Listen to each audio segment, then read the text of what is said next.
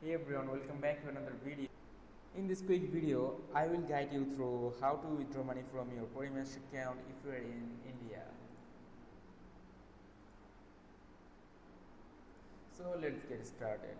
First, open the Parimatch app or website and log into your account.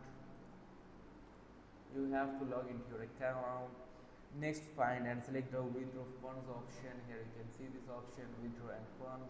Just tap onto that. Or also you can deposit into your Paytm account if you want. Tap on this and you will see the option. Now here you will see a list of transfer methods. Choose your preferred one like bank transfer, UPI or e-wallets.